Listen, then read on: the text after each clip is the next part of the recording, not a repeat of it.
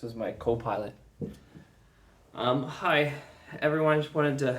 I was gonna do this later, but no one's around right now. And this was my co-pilot for the last 3 days, getting from Kiev to Warsaw. And I wanted to explain to you how I did it and what I did, not to make myself look like a hero, because remember, my story is the story of 1 million Ukrainian refugees. I'm no different than any of the rest of them who got across. In fact, most of them, women and children, did it without their husbands. So, because their husbands were fighting in a war, so in many ways, I don't really feel like much of a hero at all. But I think it's an important video because I know that there's a lot of people. There's British buddies of mine, Italians, David, Ian. Hey guys, I'm praying for you. They're still stuck in Ukraine, and I know there's a lot of Ukrainians even who should be watching this, and I'll try to explain what it took to get across in the last 72 hours from Kiev from Kiev to Warsaw. And a big shout out to the Polish people, and a big fuck you to the Canadian government. And I'll explain to you why I'd say this. 72 hours ago, I was in my I was in my apartment in Kiev, and in the morning I heard that in Kharkiv, Putin had bombed the administration building in the center of the city, and with a missile. And it's important because, of course, a missile means he did it intentionally, and the city center means he's aiming at children and women now, right? Because I know the city center of Kharkiv, and there's a lot of apartment buildings right around there. And for me, where I live in Kiev is very close to the city center, right? So he was basically doing the equivalent bombing in Kharkiv of a place where I would be living in Kiev. And so that was something that was very scary. The other thing was, of course, the 60 kilometers of tanks and artillery he has sending to Kiev right now. Nothing good comes of a man who's sending 60 kilometers of tanks and artillery to a city. So those were the two things. In the afternoon, my wife sent me a text telling me that there were trains going from Kiev to Warsaw every day at 7 o'clock at night.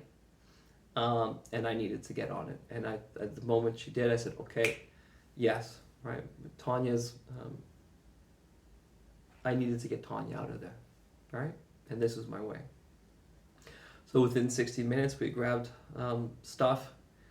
We grabbed whatever we needed, and we just, 60 minutes, I turned off the electricity, I forgot to turn off the water and the gas, locked the doors, and got out. And by the way, my wife's concerned about the fucking thieves and robbers in our cities. Can you imagine the scum to rob a city now? But there's some, knowing about the apartment. There's nothing in there. I took everything valuable. If you want, I've got an old fucking TV. You can take it. I was going to buy a new one when Putin gets killed. So go fuck yourself. You can do that if you want to. But there's nothing. Well, maybe my old clothes, I got an old pair of shoes you can take. Go fuck yourself robbing a city like this. So anyways, so of course there was taxi cabs were ridiculously expensive. And hours to take one. So me and Tanya, we got our suitcases, and we just walked for 40 minutes to the train station. And we got to the train station. I've got another one of a series of videos I made. So Kiev station is just packed with people, like thousands and thousands and thousands of people. Like I said, I've also did videos, and you'll see what happened. So we got to the train station 4 hours before the train leaving for Warsaw from Kiev. So we waited.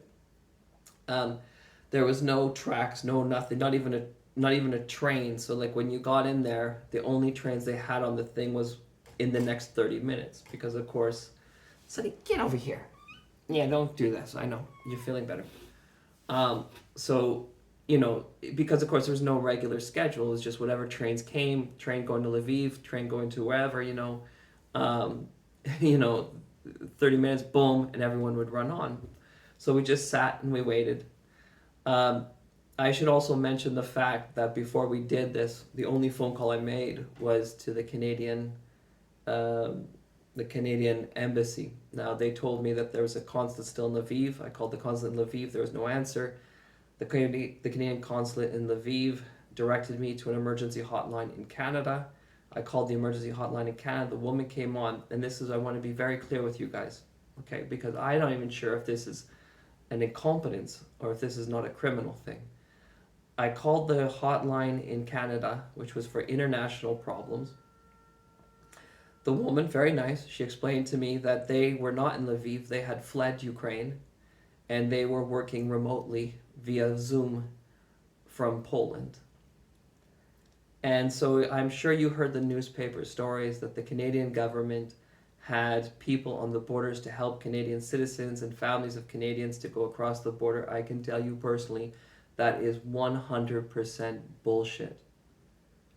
I talked to the woman. I said, "What can you do to help me get my daughter across the border?" She said, "I can point out the best border crossings." And then I answered, "Of course, I can also point out the best border crossings. I would just have to ask 10 Ukrainian friends, what is your consulate doing?"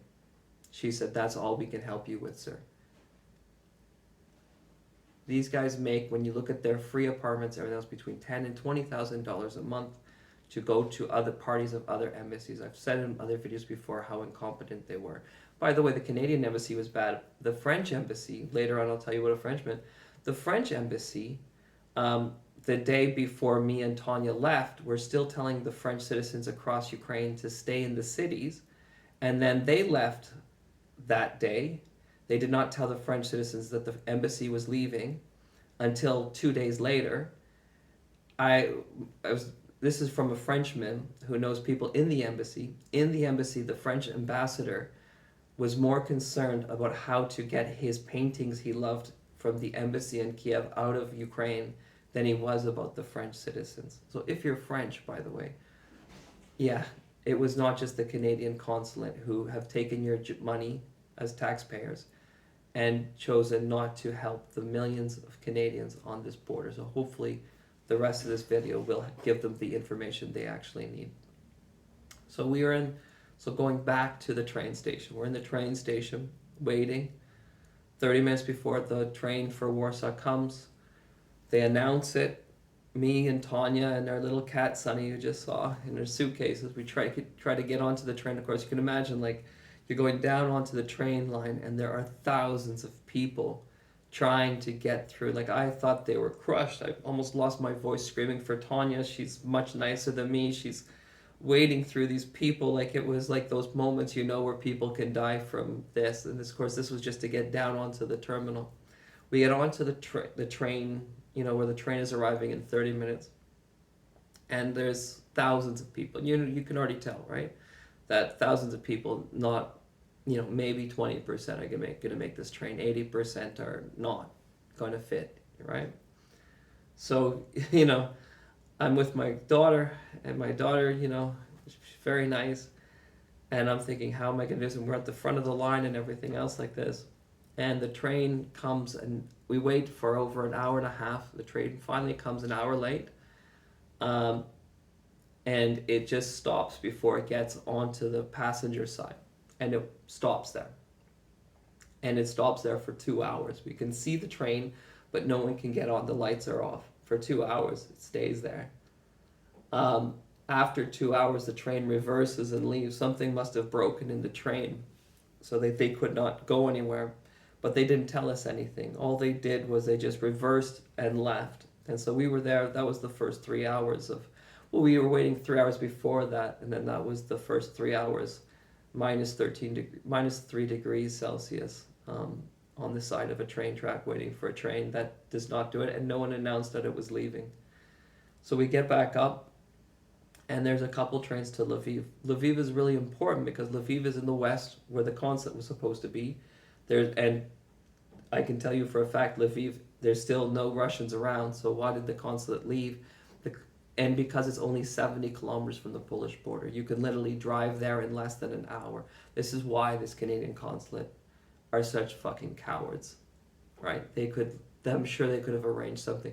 They didn't even have to be at the border. They could have arranged, like the Israelis, who actually arranged Ukrainian nationals to help Israelis. Right? That's all you need to do. You don't even need to be there if you have no courage, and if you're not willing to do your job. All you have to do is just tell 10 Ukrainians, we'll pay you $1,000 a day to stay here and drive people to this checkpoint where this policeman will get you across. It's that easy. I can tell you right now how easy it is, and they didn't even do that. Anyways, so we're going back to the Kiev train station. There's a couple trains to Lviv at like 10 o'clock at night. Boom, okay, Tanya, we're going to Lviv, and then we'll figure it out from there, because we know there's trains from Lviv, 70 kilometers to get into Poland. So get to the train. Very lucky it's after 10 o'clock. It was still busy. The train doors open. There's me and Tanya. Tanya is so scared. Her eyes are rolling up. She can't see anything. People start crushing into her. And I started screaming. I said, look at her eyes, look at her eyes. She's blind. She's not blind, but she looked like it because her eyes were up. She was so scared. Another Ukrainian man who was pushing into her, he realizes, he starts screaming out, look at her eyes. We grab her, we put her onto the train with her cat and everything else. And we're in a tiny little cabin. It's usually 4 people, and there was 1, 2, 3, 4, 5, 6, 7, 8, 9, 10. There was 10 of us with all of our world possessions in a cabin for 4. And then we go off, right? And this is where I meet the Frenchman. Hey, buddy, I'm here safe. I hope you got to. I hope you're back in France right now with your cigarettes. Thanks for letting me smoke for 2 days. So, anyways, we take the train, and of course it's all night. And you'll see like the picture for this I'll put is of me and little Sonny on my chest as I'm trying to sleep. Can't sleep, right? It takes us probably, I don't know, 8 hours from Kiev to Lviv all night. We arrive in Lviv at 8 o'clock at night, 8 o'clock in the morning, and my wife, who sends me a lot of messages, tells me there's a train in an hour from Lviv to, right across the border into Poland. So, okay, the train in an hour, all right. So me, the Frenchman, William, and Tanya and Sonny, we go down onto the tracks, and of course there's the same thing. There's just this wave of 100 people, and we're in the wave, and we're waiting to get onto the train, the train side. Sorry, my English is not very good right now. We're, down in the corridor waiting to get up. And there's, now there's about 1,000 of us. And they start letting people in, and the same thing, people start pushing. Lviv was much better organized. There was police and everything else like this. So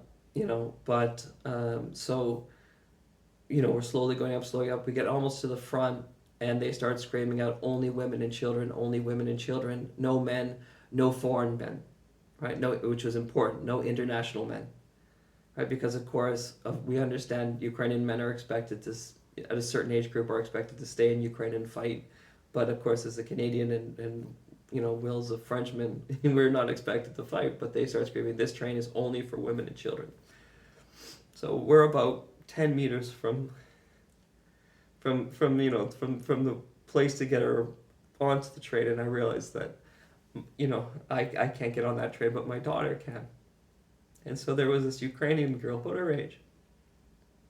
And so I had to ask her, I just met her 5 minutes ago, to get my daughter to Warsaw without me.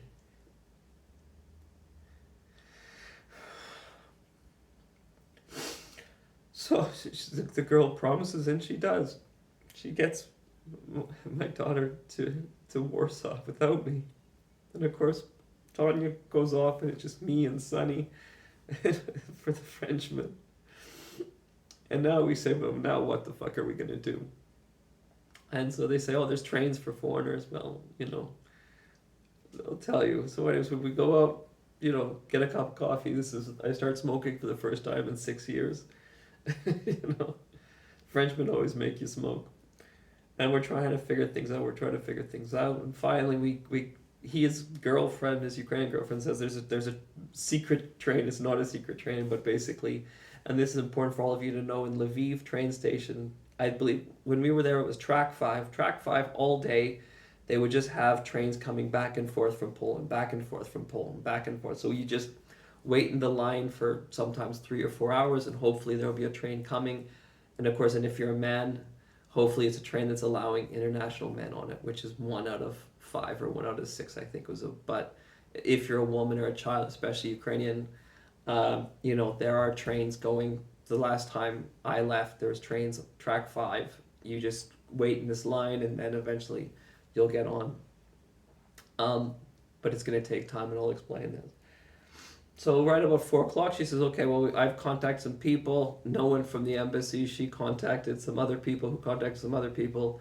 And the Ukrainians figured out a way. They said, we're going to get you guys in. They didn't. We were still in the line with all these Ukrainians.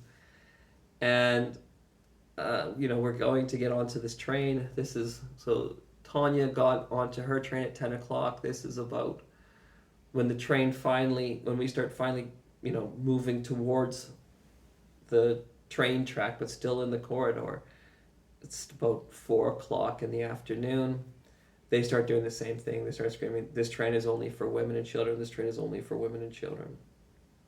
So what I do, which is one of the worst things I've ever done in my life, but also I think one of the most important things I've ever done in my life, is I go to the front where all the women and children are. And, there's the volunteers, they're doing fantastic jobs. There's the police. And I've got my Canadian passport. And I say, listen, this is a Canadian passport. And there are other foreigners here. I could see a couple Africans. I could see a couple other people, clearly not Ukrainians, right? Not white.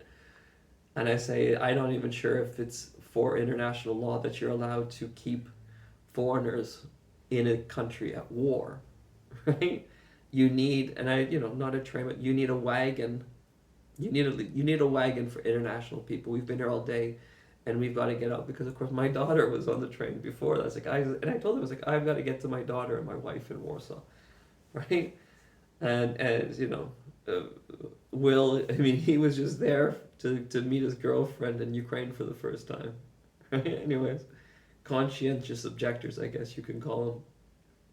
So anyways, we start yelling back and forth. And eventually they get a higher level person on, and we have a conversation. They're fantastic. You can understand this, like women and children. How can you say I'm more important than women and children, So anyways, we go back and forth. I said, just get a wagon. Just get a fucking wagon. And this is important if you're a foreigner in Ukraine. You have to do the same thing. They're going to ask you for your passport. They're going to say, are you a man? And they're going to kick you out, and you have to hold that fucking passport up, and you have to say, I am British, I am Italian, I am Canadian. It's we're out, guys. We're out. We'll help you from the other side. We'll help you with support, but we also have to get out of this country, right? So that's for the foreigners to know, is you've really got to be aggressive. Really be aggressive. Don't be an asshole, because of course you can imagine these people, but you've got to be aggressive. So anyways, the guy finally says, he goes, just wait in the line. He goes, when the train comes, we'll get a wagon for you guys. And says, that's great. Okay, no problem. And of course, then we wait another 3 hours, 4 hours, I think. So this has already been about 40 hours, I think I've been up and traveling stuff. And you got to picture like little Sunny there in a little bag. I'm not sure if she's still eating. She's so scared. She was so scared. And so the train comes, and you start going forward, and they have this wagon for the international people.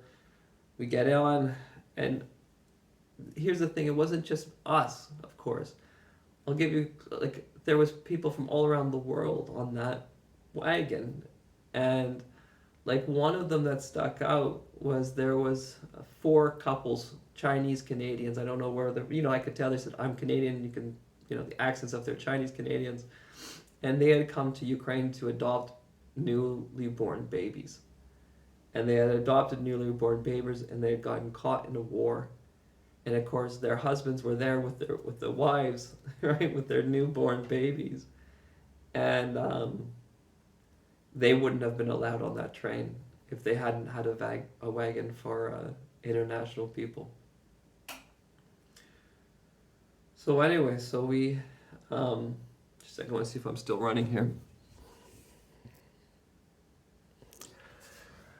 So we're there, and it's the same thing. They start putting in Ukrainians with children and stuff, Ukrainian women and children, and babushkas, grandmothers and stuff, and it's just full. Like, we have a thing that's usually for 4 people, and it was probably, we had 3 kids from Iran, we had 2 Ukrainian kids, we had the father, and we had 2 of like probably the grandmother and the mother, all on our little thing, which is usually 4 people, and Sunny, right? And then we left. It's 70 kilometers to go from Lviv to the closest Polish city across the border. 70 kilometers, if you think about it, on a train is usually about 40 minutes. We left, it took us about 10 hours. That's 70 kilometers. It was a 10-hour train ride to go 70 kilometers. And 70 kilometers, 10 hours. In the train, like I said, Sunny was just such a beautiful little cat. Like, everyone loves her. Everyone was playing with her, and she kept everyone so happy. But you've got a picture too, like, I'm sure my eyes were the same way. Like, you're in a cabin of people leaving a country they love, and you realize the only thing you have left on you is your suitcase. Right? So anyways, after 10 hours, about 4 o'clock in the morning, we get to the Polish city. It's like Pelmiski or something, I can't remember. And if you know Ukrainians and Polish, and you guys will laugh about this, Ukrainians and Polish usually do not like each other. Until the Russians come, right? Like the Arabs, they say, I fight my brother till my cousin comes, then me and my brother fight my cousin. The Polish were incredible. We got into Poland at this little city about 4 o'clock in the morning.